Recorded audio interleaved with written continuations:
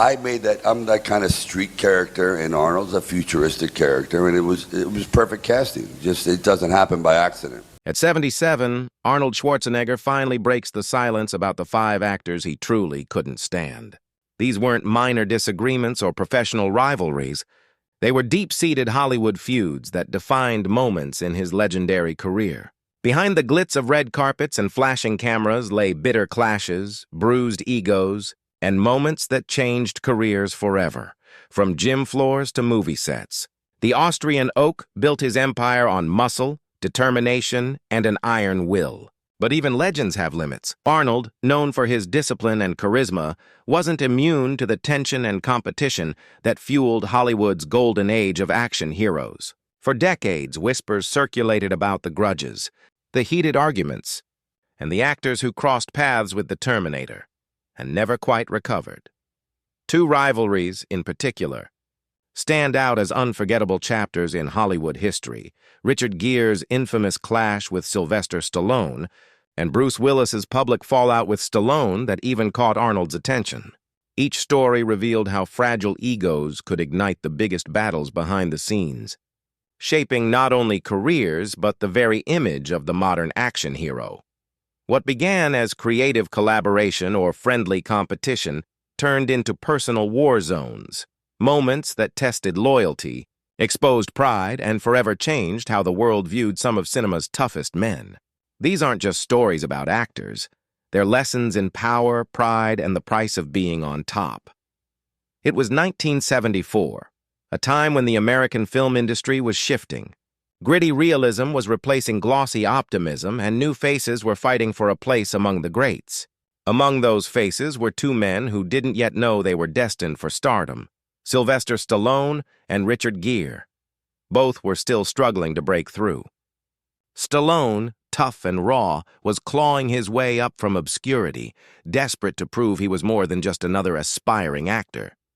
Gere, fresh from theater, brought a refined, method-driven approach to his craft. When both landed roles in a low-budget film called The Lords of Flatbush, they saw it as an opportunity to make their mark. The movie told the story of teenage rebels in 1950s Brooklyn, a group of leather-jacketed delinquents living fast and dreaming big. For Stallone and Gere, it was more than a script. It was a shot at something greater. But no one could have predicted that a simple sandwich would turn this project into one of Hollywood's most talked-about feuds. From the start, the chemistry on set was uneasy. Stallone approached his role like a fighter entering the ring, instinctive, impulsive, ruled by emotion. Gere, however, was methodical, rehearsed, and precise to the point of perfectionism. Stallone saw Gere's intensity as arrogance. Gere saw Stallone's looseness as amateurish. The small set of the Lords of Flatbush magnified every clash. The 2 men were constantly trying to outshine each other, both hungry to be the scene stealer. Minor disagreements over lines, movements, and interpretations turned into sharp exchanges. Crew members began to sense a storm brewing, 2 alphas fighting for dominance in a movie too small for both of them. Then came the mustard incident. It was supposed to be a quick break before filming the next scene. The cast piled into a cramped car, trying to find space amid the chaos. Gere, sitting beside Stallone, unwrapped a sandwich dripping with mustard. Stallone tried to keep his focus, but Gere, careless and casual, bit into the sandwich, and a glob of mustard splattered onto Stallone's pants. The car went silent. Gere apologized lightly, brushing it off, but Stallone's face hardened. For weeks, frustration had been building, the creative clashes, the attitude, the competition, and now this small accident was the spark. Without warning, Stallone lashed out. He elbowed Gere sharply in the head. Gasps filled the car. Then, in a move no one expected, Stallone grabbed Gere and shoved him out of the vehicle. Gere tumbled onto the pavement, stunned. The crew froze. No one moved. For a few seconds, no one even breathed. Was it a stunt? Was it part of the scene? The confusion quickly turned to realization. This was real. The tension had boiled over, and there was no going back. By the next day, it was clear that both actors couldn't remain on the same set. The director and producers faced a difficult decision: keep both and risk disaster, or cut one loose. Within hours, Richard Gere was out. The official statement blamed creative differences, but everyone knew the truth. Stallone had asserted his dominance. The humiliation for Gere was enormous. He was replaced, his scenes reshot, and his reputation bruised. For Stallone, the incident reinforced the persona he would carry for decades, the tough, uncompromising fighter who refused to back down. The mustard stain became Hollywood legend, whispered about in backrooms and interviews. For Stallone, it became part of his myth, proof that he wouldn't tolerate disrespect. Just 2 years later, Rocky catapulted him into global fame. His tough guy image, both on and off screen, was sealed forever. For Gere, the episode was a painful lesson in the unforgiving nature of Hollywood. Fired from what could have been a breakout role, he retreated, regrouped, and rebuilt his career from the ground up. His comeback came years later with American Gigolo and An Officer and a Gentleman, where he showed the world a different kind of leading man, suave, intelligent, and emotionally complex. Still, the mustard story followed him everywhere. Interviews, tabloids, and co-stars mentioned it in hushed tones. Even as Gere became one of the most respected romantic leads of the 80s and 90s, that one moment from 1974 clung to his legacy like the stain itself. Neither Stallone nor Gere ever publicly discussed the incident in detail. Stallone, years later, would hint that some people just don't mix, while Gere avoided the topic altogether. But in Hollywood, silence often speaks louder than words. Everyone in the industry knew there was no love lost between the two. Their careers took different paths, Stallone embodying grit and muscle, Gere representing charm and class. They were opposites in every way, and perhaps that's what made their brief encounter so explosive. Looking back, that tiny mustard mishap wasn't just about two actors arguing. It was about ego, identity, and the primal need to dominate in a world that rewards strength. It showed how even the smallest accidents can unravel professionalism when pride and insecurity collide. In a town where reputations are everything, the mustard stain became a metaphor for how fragile stardom can be. Both men emerged stronger in their own ways, but neither forgot that day in the car, a day that proved Hollywood legends aren't forged by talent alone, but by how they survived the chaos. Fast forward to the 1980s. Hollywood had changed. Bigger budgets, louder explosions, and tougher heroes. Two names dominated the era, Sylvester Stallone and Bruce Willis. Both carved their places in cinematic history. Stallone with Rocky and Rambo, Willis with Die Hard. Their styles were different. Stallone was the relentless warrior, all muscle and heart. Willis was the everyman hero, flawed, funny, and relatable. Despite the differences, there was respect between them. Two icons recognizing each other's greatness. In 2010, Stallone conceived an idea that thrilled fans across the globe, The Expendables. It would unite the biggest action stars from the 1980s and 1990s in one explosive franchise. It wasn't just a movie. It was a love letter to a bygone era of pure, unapologetic action cinema. Stallone wrote, directed, and starred in the film, bringing together an all-star cast: Jason Statham, Jet Li, Dolph Lundgren, Terry Crews, and yes, Bruce Willis. Arnold Schwarzenegger even made an appearance, marking a historic moment. The world's greatest action heroes sharing the same screen. The first two films were massive hits. Fans adored seeing their childhood idols back in action, older but still dangerous. The chemistry between Stallone, Willis, and Schwarzenegger was electric, the dream team every action fan had waited for. But then came The Expendables 3, and with it, a storm that would shatter the friendship between Stallone and Willis. As production geared up, Stallone approached his old friend Willis to reprise his role. Willis, by then a seasoned star with decades of blockbusters behind him, had other plans. When negotiations began, Willis reportedly demanded $4 million for just 4 days of filming. For Stallone, this was more than a financial issue. It was about respect and teamwork. The Expendables franchise wasn't built on ego or greed. It was a tribute to camaraderie, the brotherhood of men who built the action genre. Stallone, known for his directness, refused. When Willis stood firm, Stallone made a decision that shocked everyone.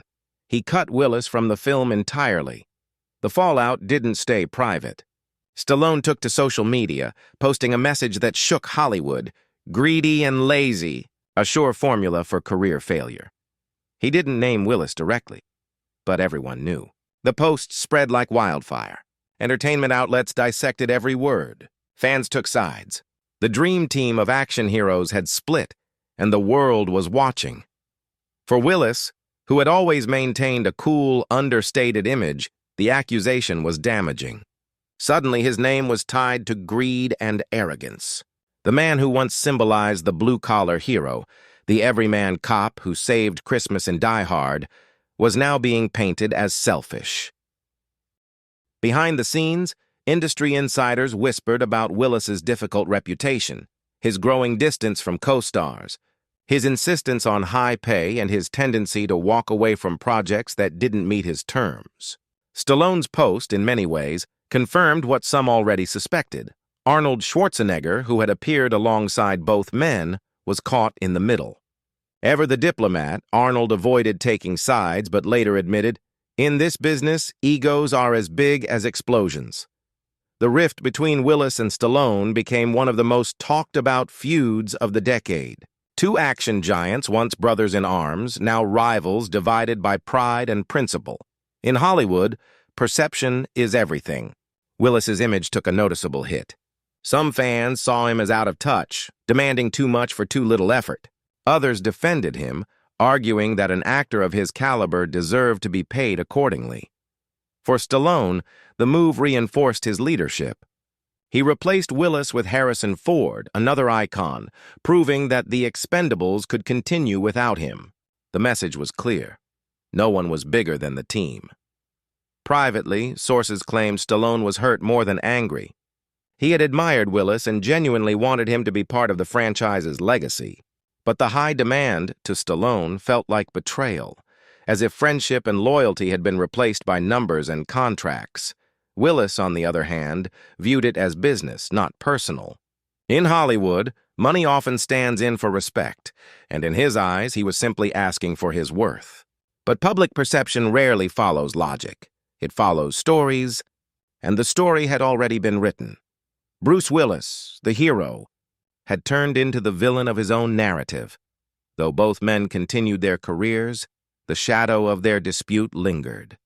Stallone kept the Expendables' spirit alive with sequels and spin-offs.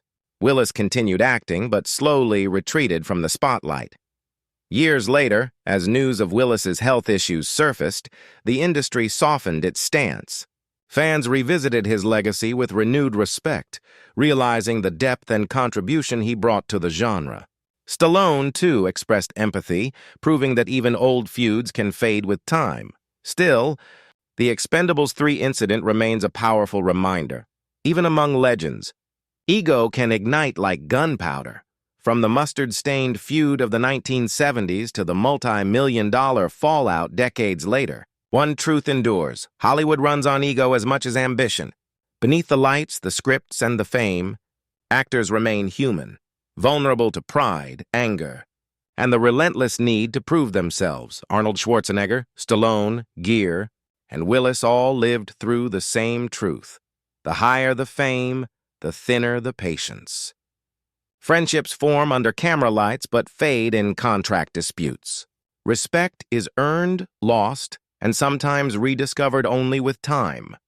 In the end, these rivalries didn't just define careers, they revealed the cost of being icons. For every triumph on screen, there's a battle behind it. And for every legendary hero, there's a story of pride, pain, and redemption waiting quietly in the shadows of Hollywood's golden glow. Before there was brotherhood, there was rivalry. In the late 1970s and early 1980s, Hollywood's muscle-bound throne had two kings, Arnold Schwarzenegger and Sylvester Stallone. Arnold, the Austrian oak, had conquered the bodybuilding world and was turning heads in Hollywood. Stallone, the scrappy underdog, had already etched his name in history with Rocky, the film that turned him into a symbol of grit and perseverance. Two different paths. One destination: supremacy. For the next decade, every move, every movie, every flexed bicep became part of an unspoken war. They weren't just competing for roles, They were competing for legacy. The fire began quietly, in whispers and headlines. When Conan the Barbarian and First Blood hit theaters, both actors found themselves labeled as Hollywood's toughest man. The media fanned the flames, comparing their physiques, box office numbers, and charisma. Arnold once joked in an interview, "Stallone uses too many bullets. I don't need to shoot that much. One shot is enough." The line went viral before viral was even a word.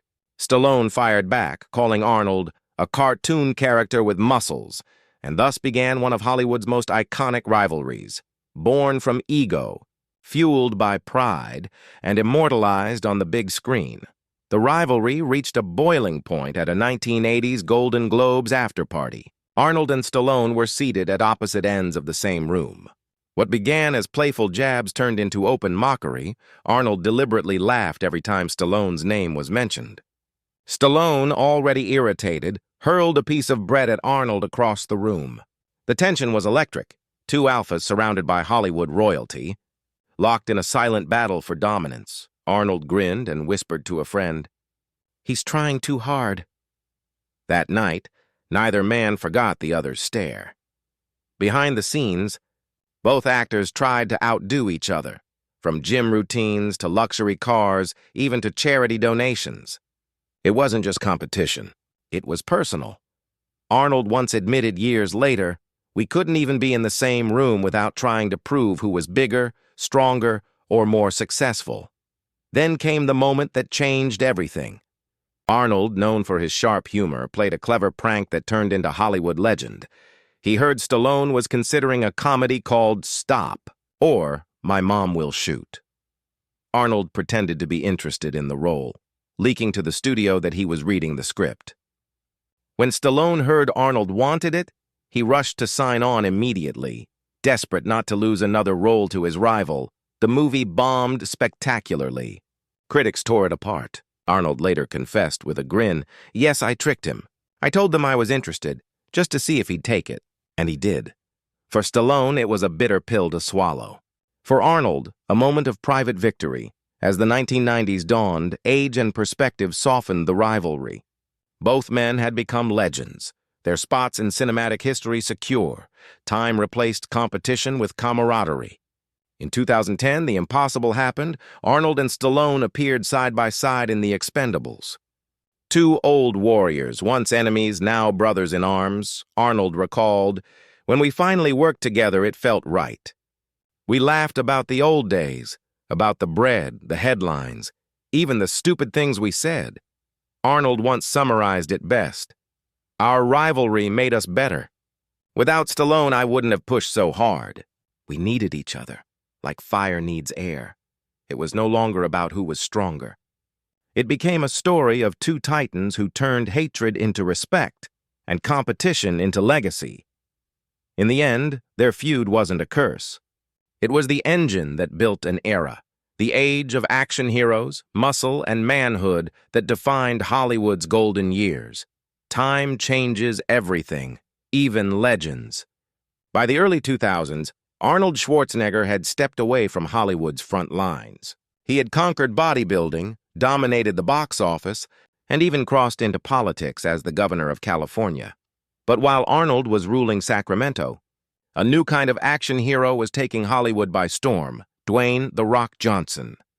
A former WWE wrestler with charisma, humor, and muscle to match, The Rock was everything the new generation wanted. Charming, athletic, and global. For the first time in decades, Hollywood's throne had a new contender.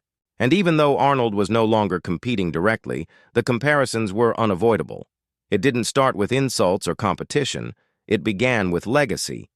Every interviewer who sat with The Rock couldn't resist bringing up Arnold's name. "You're like the new Schwarzenegger," they'd say. And while The Rock always responded respectfully, with lines like, "Arnold paved the way for guys like me," beneath the surface, the torch wasn't being passed so easily. Arnold once joked in a late-night interview, "He's got the muscles, but I had better one-liners." Fans laughed. But those who knew Arnold could sense the sting of pride behind the humor. For a man who built the image of the ultimate action hero, watching someone else wear that crown wasn't easy. When The Rock starred in The Scorpion King and later Fast and Furious, box office numbers shattered expectations. He wasn't just succeeding. He was rewriting the rules of what an action star could be. He could act, joke, sing, and still lift a truck on screen. Studios began calling him the new Arnold Schwarzenegger, the face of modern action cinema. Headlines read, "The Rock outshines the old guard. Move over, Arnold. There's a new titan in town." It was the first time Arnold truly saw his reflection in someone else, and realized Hollywood had moved forward without him. Though neither ever declared war, subtle jabs appeared in interviews and public appearances. When asked about his influence on The Rock, Arnold quipped, "He learned from the best, but maybe he skipped leg day." The Rock, ever the showman, replied later in a tweet, "Respect to the OG, but I'm still climbing that mountain, and I'm not done yet." Fans ate it up. Social media turned it into a friendly rivalry. But behind the smiles and handshakes, both men knew what was really at play: the battle of eras. Arnold represented the Iron Age, grit, rawness, and real stunts. The Rock represented evolution, technology, charisma, and global appeal. It wasn't about hate. It was about relevance. In 2013, the two finally appeared together in a moment that silenced years of speculation. At the CinemaCon Awards, Arnold presented Dwayne "The Rock" Johnson with the Action Star of the Decade honor. Arnold smiled and said, "When I look at him, I see the same passion I had, maybe even more. The difference is he doesn't have an accent, so I hate him for that." The crowd laughed. The Rock, humbled but proud, replied, "If Arnold's the mountain, I'm still just climbing it." It was a symbolic exchange, not of rivalry, but of recognition. The torch had finally been passed, even if neither man openly said it. Over time, the competitive edge softened into mutual admiration. Arnold praised The Rock's discipline and work ethic in interviews, calling him a machine with charisma. The Rock, in return, often referred to Arnold as the blueprint, the man who showed the world how muscle could meet mainstream appeal. When Arnold suffered health issues during surgery, The Rock publicly sent him words of strength. "You inspired me before I ever picked up a dumbbell. Get well soon, my friend." Moments like that reminded fans that beneath the comparisons and competition, there was deep respect, a passing of legacy, not just fame. Arnold once said in an interview years later, "When I see Dwayne, I don't see a rival. I see proof that what we built still stands. He's the next evolution of what I started." The Rock didn't replace Arnold, he extended his legacy. From iron to entertainment, from old school to new school, they represent the evolution of heroism across generations.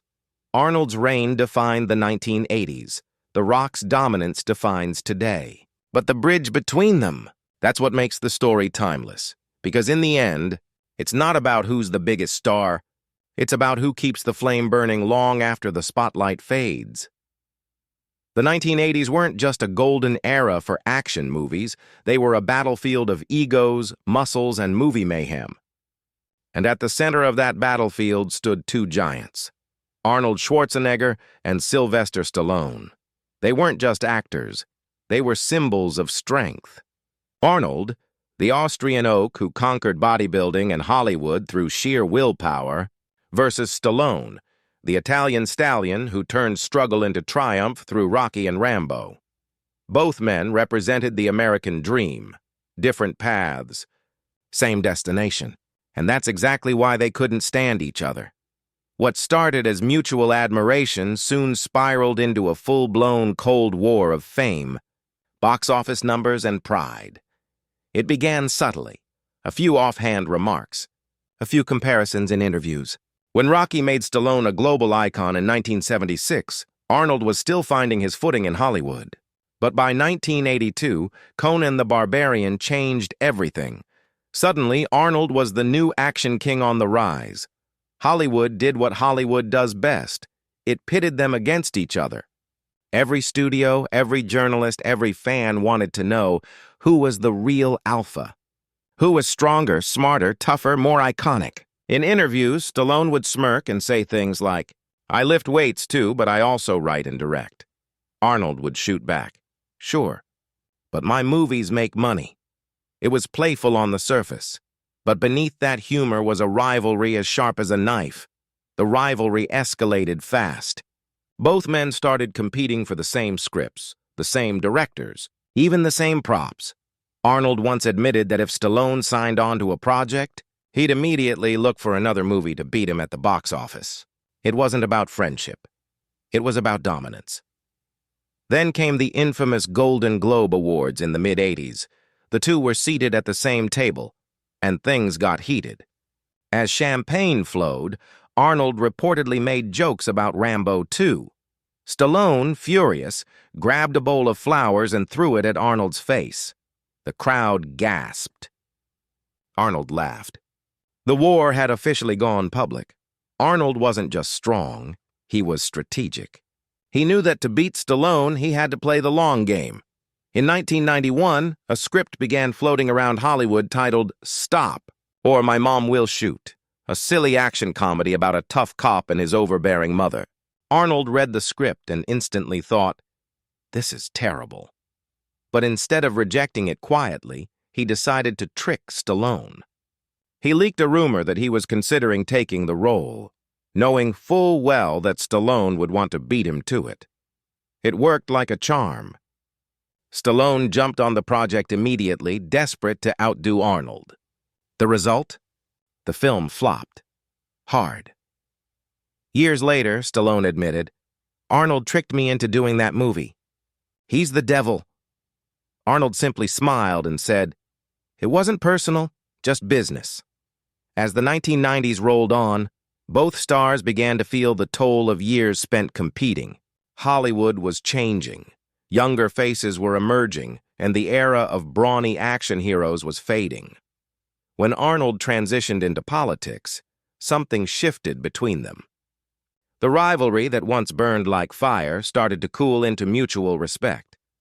By the time Arnold left the governor's office, Stallone was working on The Expendables, a movie designed to bring the old guard back together.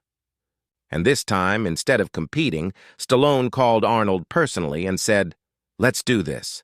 No competition, no ego, just two legends having fun, Arnold agreed. The moment they appeared on screen together, fans across the world cheered. It wasn't just nostalgia, it was history coming full circle. Off-screen, their relationship transformed completely.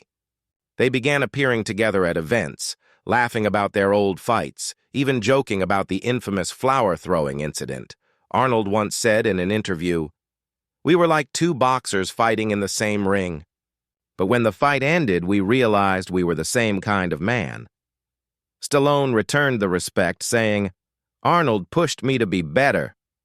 Without him, I wouldn't have worked as hard as I did. Their rivalry had turned into a lifelong bond, built on competition, tested by ego, and sealed by respect. Looking back, Arnold once summarized it perfectly. In the beginning, I wanted to destroy him. Then I realized, without him, there was no game to win. Their rivalry wasn't about hate. It was about fuel, the fire that drove both men to greatness. Stallone's Rocky taught people to fight for their dreams. Arnold's Terminator taught them to never stop pushing forward. Together, they defined what it meant to be larger than life, not just in movies, but in spirit. By the time they stood side by side in The Expendables 2, it wasn't two enemies on screen.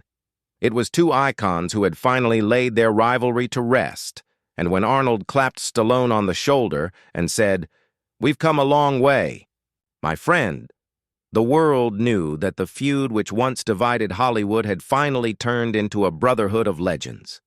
From Richard Gere's mustard-stained clash, to Bruce Willis's fallout over money, to The Rock's generational rivalry, and Stallone's decade-long battle of pride. Arnold Schwarzenegger's story proves one thing. Every rivalry, every feud, every clash of egos, and isn't just about who's better. It's about who endures. Because legends aren't born from peace. They're forged in competition. And through it all, Arnold stood tall, not just as the strongest man in Hollywood, but as the one who turned his rivals into the very reason he became a legend.